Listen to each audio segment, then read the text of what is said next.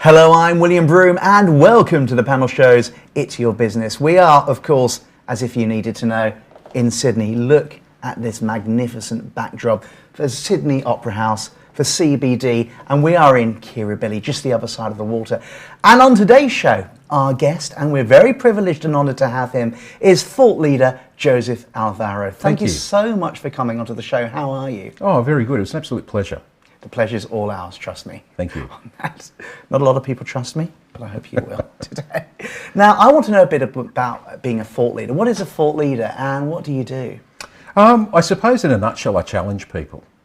I mean, we live in a society that's controlled by so much social media and just our upbringing. And life is changing so fast at the moment that a lot of the issues that we face or challenges we face, we tend to blame things outside of our own circumstance. And what I try and get people to understand is that what's happening is actually from within them.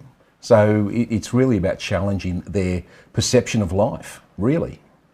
And how do you do this? Do you go to businesses? Do individuals come to you? Do businesses come to you? Yeah, we do it on several different platforms. And some of those areas are either whether it's workshops, it could be group training for businesses, where they have team leaders that want to perhaps, look at changing the culture within their business and transform the way that their leaders think so that they can then, just goes down the line and helps with the rest of their teams.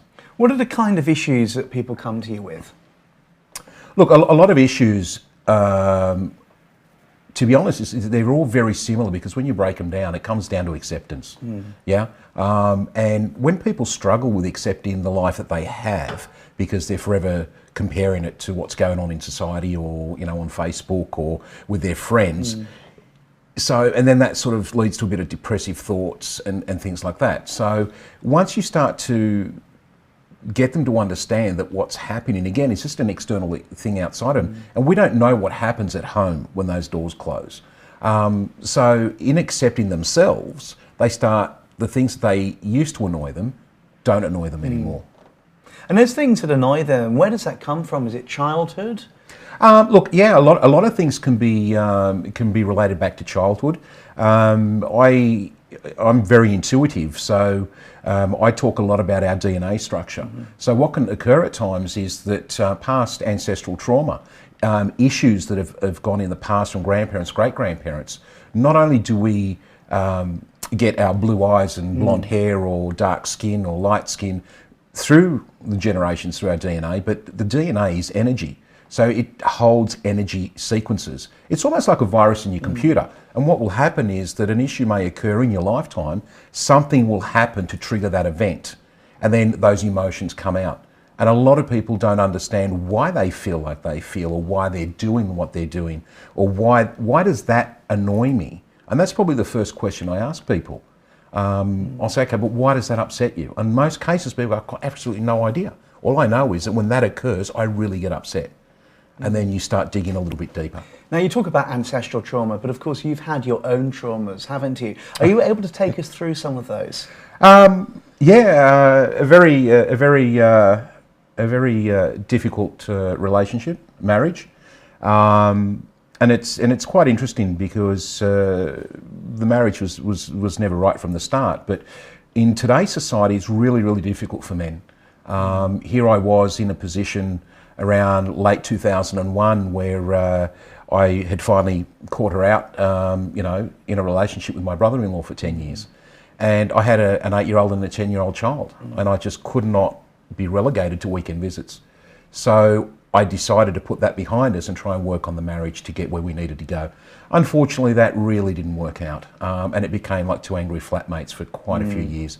But in one sense, I was there for the children. I raised them through university, and by the grace of God, they're both married now, starting their own families.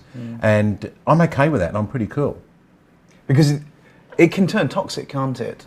Yeah. Look, a lot of the issues, because I didn't have anyone to talk to, and I think that's where a lot of the issues that we face today come in is, we're taught that you don't talk about that stuff.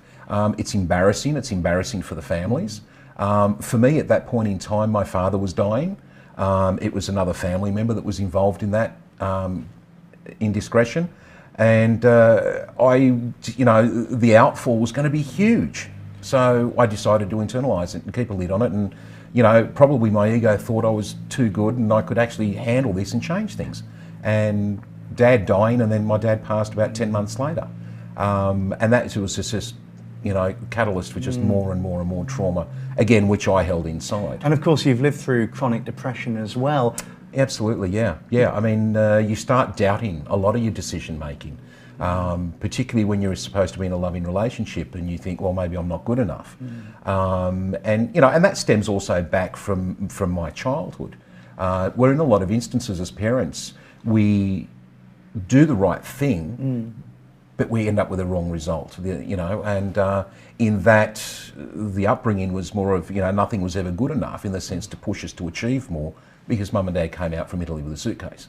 But in that, eventually, my mindset was I was never good enough, and therefore attracted a woman into my life that never thought I was ever good enough. So you had this very toxic, negative mindset. Absolutely, yeah. And do you think there's truth in saying that when you have that negative, toxic mindset, that people see that, and perhaps you sometimes attract toxicity? Absolutely, would you say that? Yeah, yeah. Look, it goes without doubt. If we understand that we're no different than a transistor radio, and we emit our own frequency, you know, we're not solid mass. We're just energy. And when our mindset is in the wrong state of mind, then we will attract people like that into our lives that actually are actually just, you know, reflecting what we're feeling. But then we'll externalise it and think, well, it's their fault, it's not mine. But then there's the inside stuff going on in our head, and it's depression and all sorts of things occur. And do you think it can sometimes be particularly tough for men, because men don't like to often admit to depression? Horrendously tough for men. Horrendously tough for men. I went through a state when my daughter was only, I think, about 2, and you know, I had drunk at least a bottle of scotch. I had a whole heap of sleeping pills ready to go. I'd had enough, and I remember kneeling down beside her bed and going to give her a kiss goodbye. And I got this almighty whack in the head. It was like someone had actually hit me with a cricket bat. And I remember turning around and thinking, what was that? And there was no one standing there. Wow. But the alcohol just dissipated instantly. My head was clear, and I just sort of went to bed, and everything started changing from that day forward, you know. That was the beginning of a new chapter. Well, it was. I realised, I always believed there was something greater than us out there. And that was a start. That was a start.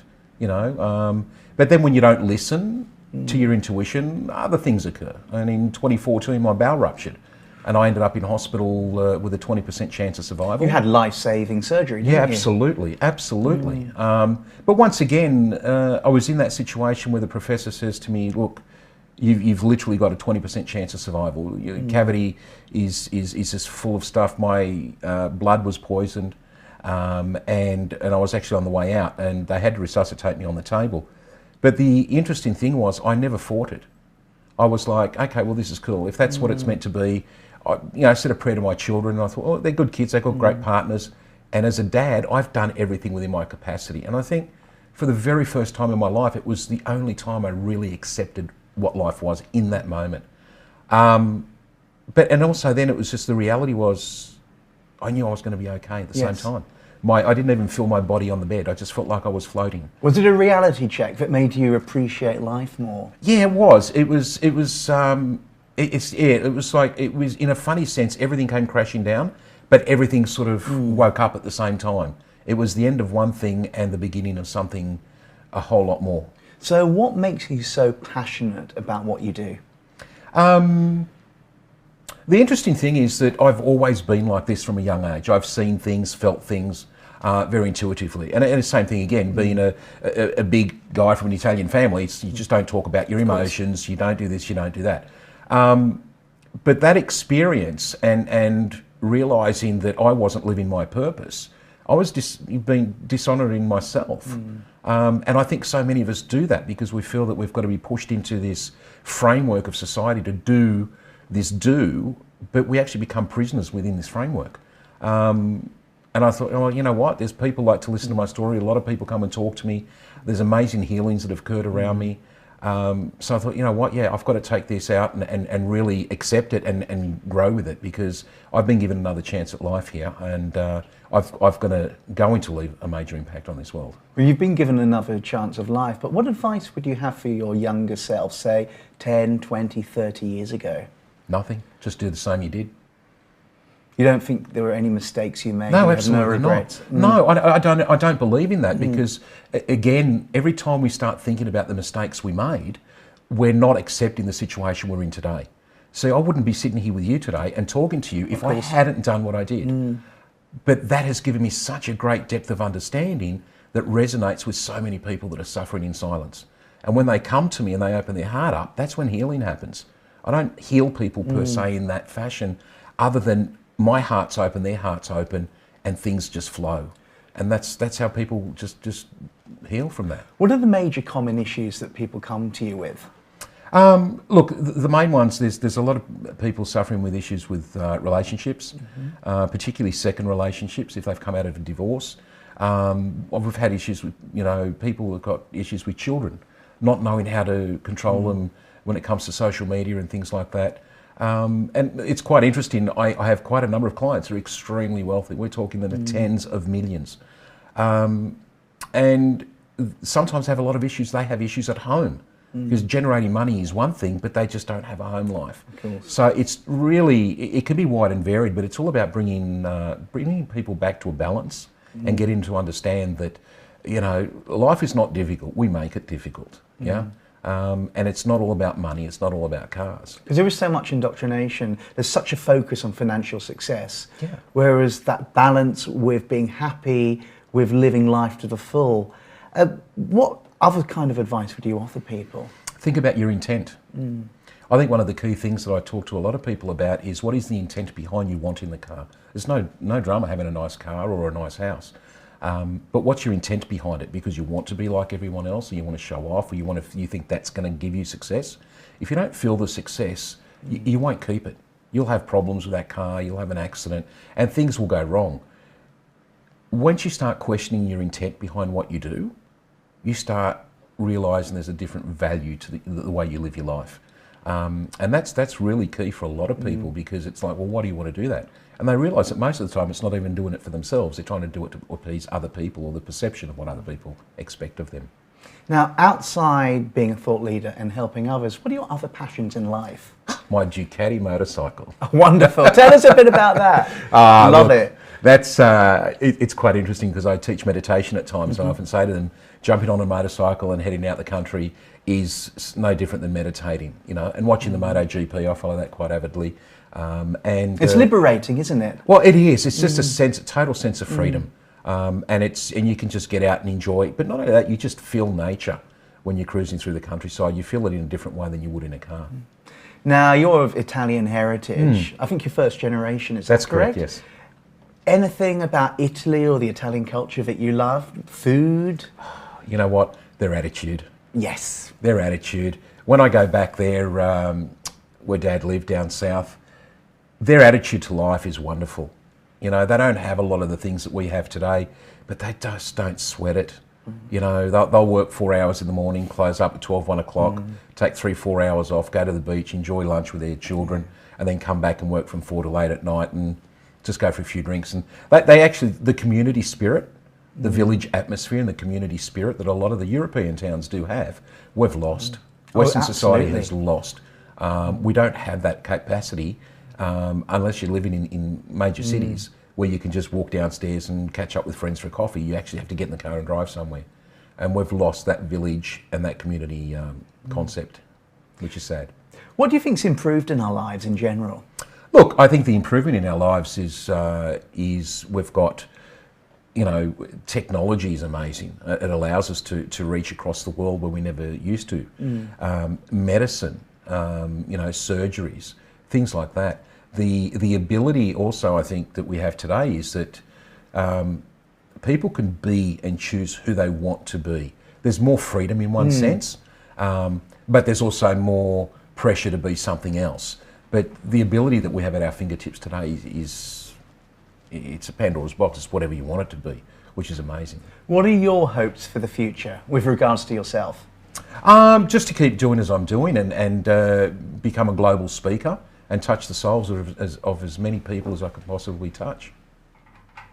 And look at this beautiful view. Couldn't have asked for better today. You couldn't. Seriously. Perfect weather, blue skies, the Sydney Opera House, the bridge on the edge. Just wonderful. I've been William Brougham, and you've been watching the panel shows It's Your Business, and of course my guest has been thought leader Josiph Alvaro. Thank you so much for joining us. Thank you so much. I really appreciate it. Thank you. It's been a pleasure. Thank you. Talk to you soon. Bye-bye.